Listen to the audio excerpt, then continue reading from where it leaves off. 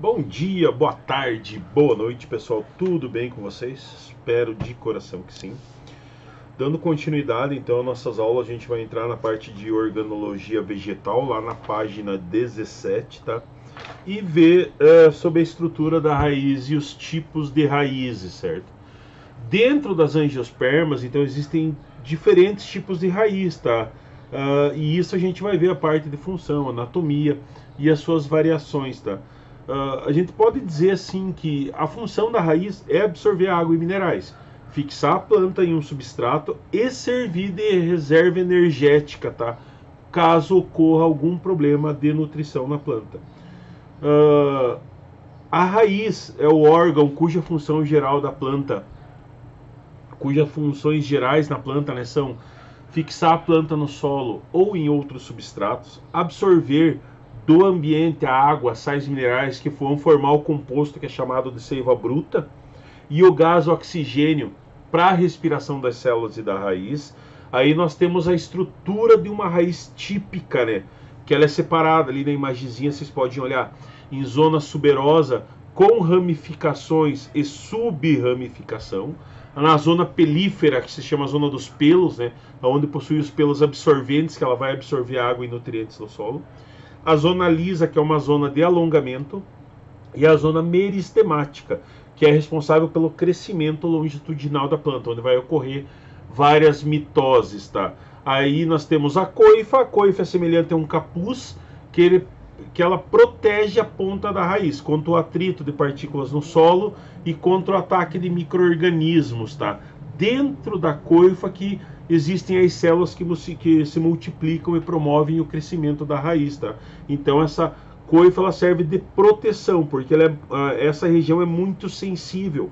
É uma região de mitoses que é muito sensível. Qualquer dano ali vai gerar danos na planta devido à falta de mitoses, né? Ou a falha na produção das mitoses. Aí a zona lisa é onde vai ocorrer o alongamento das células, resultando no crescimento da raiz. A pelífera é aquela de absorção, né, que tem os pelos bem fininhos e são prolongamentos da raiz. E é ali que eles vai ser formada a seiva bruta, né, porque ele vai absorver águas e sais minerais e ocorre a formação da seiva bruta. E a região de ramificação dela é onde ocorre o auxílio da fixação da planta no solo, tá? As raízes ramificadas elas se espalham e aumentam a superfície de contato da planta com o substrato. E isso garante uma eficiência maior na absorção das substâncias que são necessárias à manutenção da planta. As raízes, em geral, crescem para baixo, né, em direção ao centro da Terra. Isso é o que a gente chama de geotropismo positivo, e ele é um movimento controlado, que é controlado por substâncias químicas, que são os hormônios vegetais que estão presentes na planta. E o geotropismo negativo é o crescimento contra o centro da Terra, né, que é aquele crescimento para cima que a planta tem, certo? Geralmente, plantas que possuem grandes raízes, ela possui uma grande parte da planta em forma de raiz, tá? Dentro da terra. Que quanto maior a altura da planta, maior tem que ser a raiz para fazer com que ela consiga suportar, né, o tamanho da planta e toda a pressão que ela sofre dos ventos e do clima. Quanto aos tipos de raiz, aí as raízes elas são diferenciadas de acordo com uma organização básica, tá? Em axial e fasciculada. A raiz axial ou pivotante também, ela é aquela que é formada por uma raiz principal, da onde parte as ramificações ou raízes secundárias. Que aí nós temos a laranjeira, o limoeiro, plantas maiores que possuem uma grande ramificação lateral, tá? E que elas partem da raiz principal, que auxilia na maior área de absorção para a planta e na estabilidade dela no solo.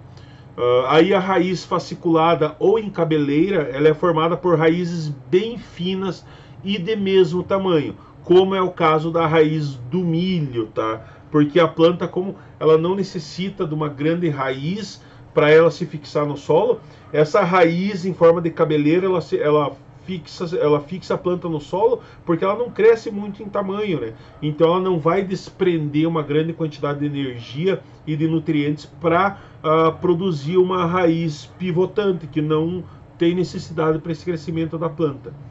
A maioria das raízes são terrestres e subterrâneas, mas nós temos as raízes aéreas e aquáticas, tá?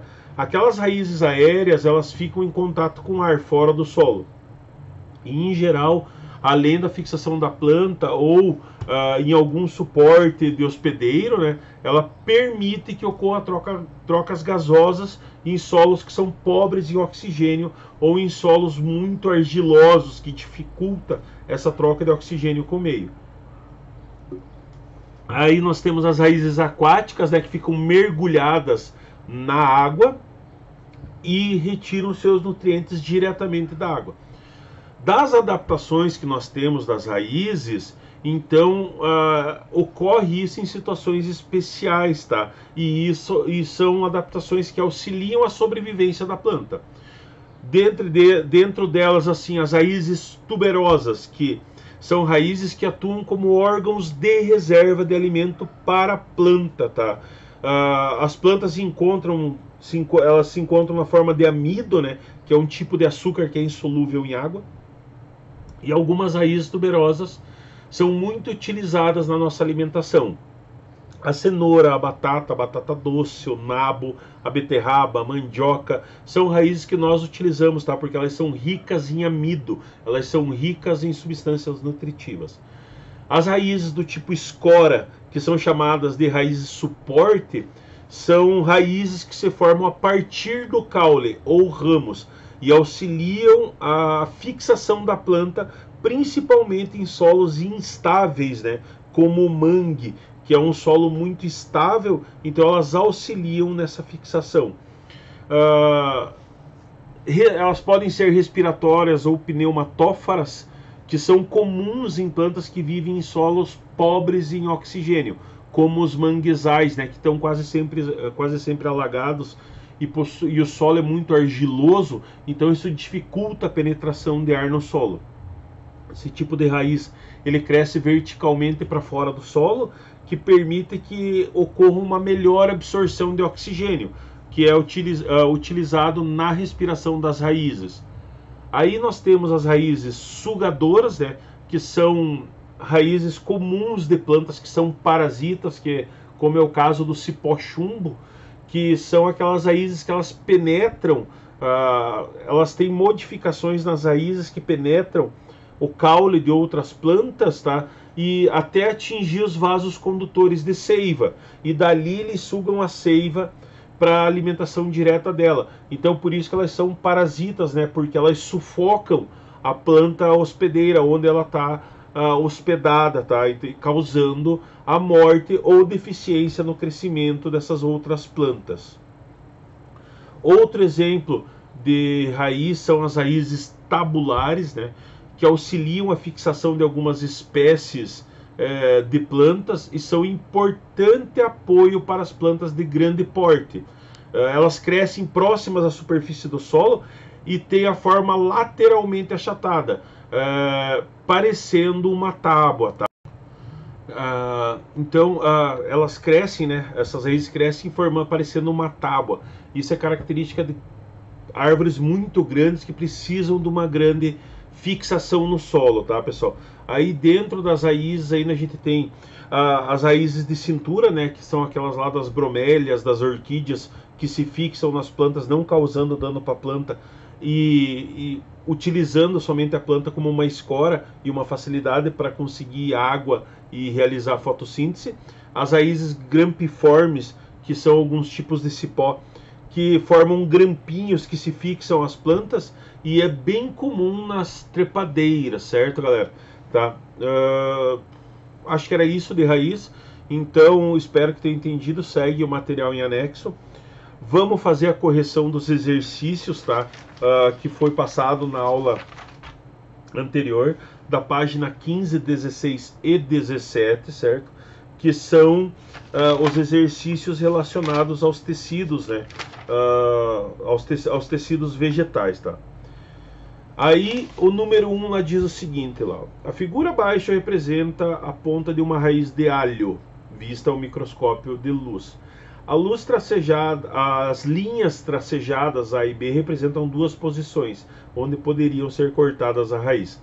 Ele diz assim, responda, qual dos dois cortes, A ou B, certamente vai inibir a continuidade do crescimento da raiz. Então, se vocês olharem a imagem lá, a raiz está disposta assim. A última porção da raiz que está ali demonstrada é a coifa, tá? É onde vai ocorrer aquela grande divisão do tecido meristemático da planta, onde vai ocorrer várias mitoses. Então, qual corte que vai certamente inibir esse crescimento? É o corte B, longitudinal, tá? Porque ele vai retirar a coifa da raiz, certo, pessoal? Aí a letra B ela diz assim, o corte B, transversal, desculpa, que ele vai inibir o crescimento da região da coifa. Daí a letra B diz assim, com base nos seus conhecimentos de botânica, justifique sua resposta.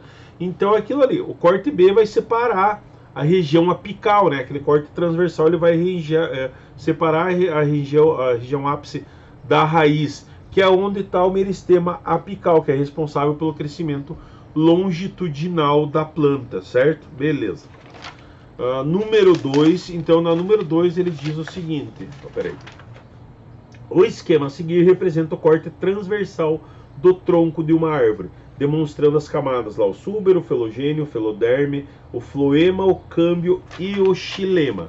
Aí ele pede o seguinte, em quais dos tecidos indicados se espera encontrar células em divisão? Células em divisão, pessoal, sempre vai ser encontrado nos tecidos meristemáticos, tá? O câmbio, que é vascular, e o felogênio. Beleza? Letra B. Em qual dos tecidos indicados se espera encontrar seiva com maior concentração de substância orgânica? Tá? No floema, pessoal. Sempre no floema. Porque é ele que vai transportar a seiva elaborada, tá? E ela é rica em substâncias orgânicas, principalmente açúcares. Certo, galera? Beleza. Número 3. No revestimento de folhas e caules, pode ser encontrados estômatos e lenticelas, respectivamente. Essas duas estruturas têm capacidade de realizar trocas gasosas e transpiração. Nesse sentido, explique por que os estômatos apresentam a capacidade de abertura e fechamento e as lenticelas não, tá? Vamos lá então, pessoal. As lenticelas, elas não apresentam um mecanismo de abertura e fechamento porque o súbero é um tecido morto. Lembra lá, olha na figura lá do corte transversal do tronco da árvore. O súbero é o último tecido, então ele é um tecido morto e ele está constantemente sendo trocado e sendo descartado. Ele que forma a casca da árvore, tá? Então às vezes você tem uma planta ali, você passa a mão, ela está soltando a casca, né? Você não precisa nem arrancar ela. Então porque ela que é responsável, tá? O súbero é um tecido morto, então ela não apresenta mecanismo de abertura e fechamento. Assim, nessas células, elas não apresentam metabolismo atuante, tá? Para se movimentar, como os estômatos fazem, que são compostos de células vivas. Então, quem vai fazer a troca gasosa é lá nos estômatos, né? Porque eles são células vivas, eles têm a capacidade de se abrir e fechar, permitindo uma transpiração maior da planta ou não. Beleza. Número 4. Sobre os tecidos vegetais, assinale a alternativa incorreta, certo? Letra A. Os tecidos meristemáticos são aqueles que promovem o crescimento vegetal e originam novos tecidos. Corretíssima. A epiderme é o tecido de revestimento de órgãos em crescimento primário, sendo substituída pela periderme em raízes e caules em crescimento secundário. Certíssimo. O parênquima é um tecido que apresenta diversas funções no corpo do vegetal, como, por exemplo, armazenar substâncias, certo? O xilema é um tecido responsável pelo transporte de água e nutrientes no corpo da planta, podendo também assumir a função de sustentação, por conter células resistentes reforçadas com lignina. Certíssimo, porque ele vai assumir essa função de sustentação no crescimento primário da planta. O floema é o tecido responsável pela condução de produtos do metabolismo, sendo constituído de células em sua maioria morta, com parede reforçada com lignina. Mentira, né? O floema ele vai conduzir a seiva bruta, aquela rica em substância orgânica e água, tá? Principalmente açúcar. Então a alternativa incorreta é a E, beleza? Vamos em frente. Número 5. Leia o poema abaixo de Araújo Jorge, lá do livro Espera. Rosa espinho, pago a impaciência desta paixão ansiosa, por ter querer em meu caminho, que escolher a rosa, feriu meu espinho. Analisando o verso em destaque, do ponto de vista biológico, podemos afirmar que está correto, pois os espinhos são folhas modificadas, certíssimo. Que além de função protetora, também evita a perda de água por transpiração. Certíssimo. Lembra da função dos cactos, os espinhos dos cactos, os acúlios são folhas modificadas, que não permitem a transpiração ou diminuem a transpiração da planta. Está correto, pois a roseira apresenta espinhos como elementos de defesa contra os predadores.